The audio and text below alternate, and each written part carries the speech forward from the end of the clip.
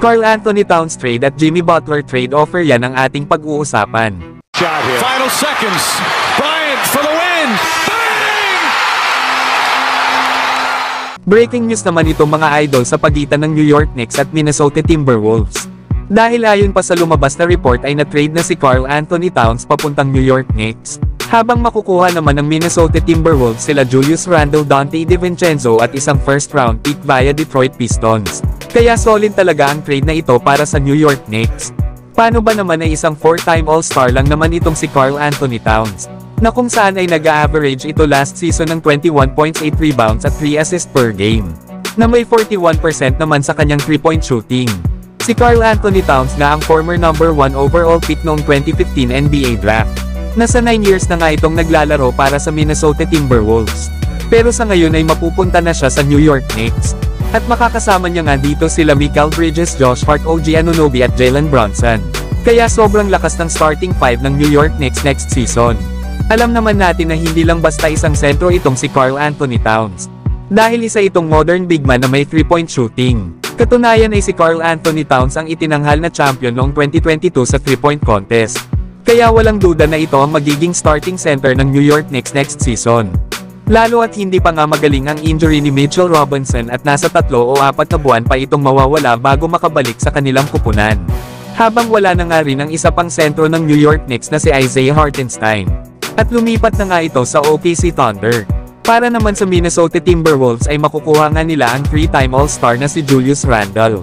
Ang bad news lang dito ay possible pang makaligtaan ni Randle ang kanilang training camp at mga laro sa preseason. Lalo at hindi pa nga magaling ang right shoulder injury ni Randle matapos ang naging surgery nito noong nakaraang March. Pero kapag ito ay naging healthy na ay asahan natin na makikita natin ang mga catch and shoot sa 3-point line ni Randle.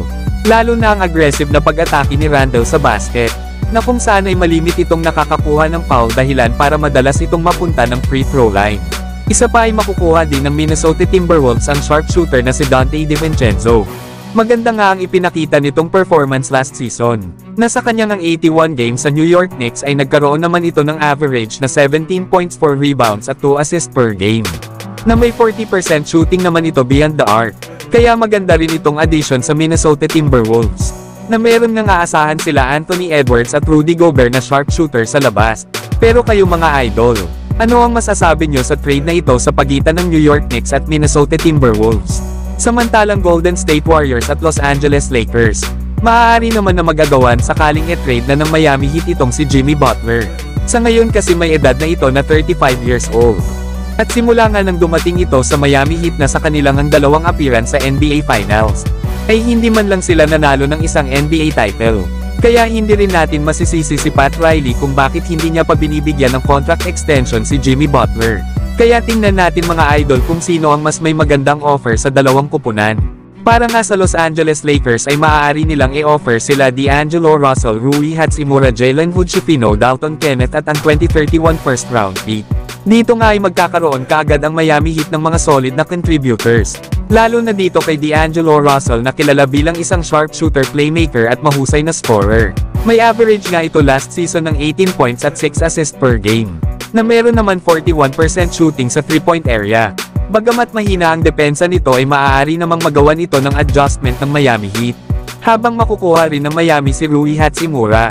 Magdadala nga ito ng size at versatility sa forward position. Ipinakita na nga rin ni Hachimura na kaya niya maging scorer lalo na dito sa Los Angeles Lakers.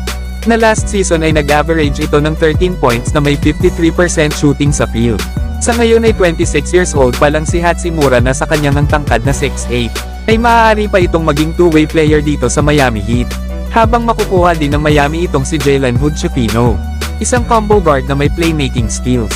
Habang itong si Dalton Kenneth ang rookie ng Los Angeles Lakers. Nakilala nga din ito sa kanyang pagiging sharpshooter na may 39% shooting sa 3-point area sa college. Kaya possible ito na ilagay agad sa rotation ng Miami Heat dahil sa kanyang ability. Habang magkakaroon naman ng Miami Heat ng isa pang asset sa pagkakakuha nila dito sa 2031 first round pick ng Lakers. Kaya maganda rin ang trade offer na ito mula sa Los Angeles Lakers. Para naman sa Golden State Warriors, ay kailangan nilang ibigay sila Jonathan Kuminga, Andrew Wiggins, Kevon Looney, Gary Payton II at ang 2026 first round pick. Nasa trade nga na ito ay magkakaroon ng Miami Heat ng mga talented at defensive players. Lalo na dito kay Andrew Wiggins na isang former All-Star. Nakilala nga ito sa kanyang pagiging two-way wing na kayang mag-defend at makascore sa kanilang kupunan. Na kung saan ay nag-a-average ito last season ng 13 points at 4 rebounds. May tangkad nga itong 6'7" kaya malaking tulong ang pagiging versatile sa depensa ni Andrew Wiggins. Lalo at kaya nito na bantayan ang multiple positions. Makukuha nga rin ng Miami Heat ang 21 years old na si Jonathan Kuminga. Kilala nga ito sa pagiging scorer at athletic player. Na last season ay nag-average ito ng 16 points at 4 rebounds per game. Effective nga ang ginagawa nito sa Warriors sa pagkuha ng mga rebounds. At ang pagdepensa sa multiple positions at ability nito na makascore sa transition. Higit sa lahat ay malaki ang chance ni Kuminga na maging star player sa future. Habang makukuha din ng Miami Heat ang dalawang veterano ng Warriors na sila Kevon Looney at Gary Payton II na magpapalakas ng kanilang rebounding at depensa. Lalo at last season ay nag-a-average si Looney ng 5 rebounds per game.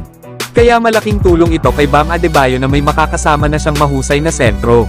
Makukuha nga din ng Miami Heat ang elite na guard na si Gary Payton.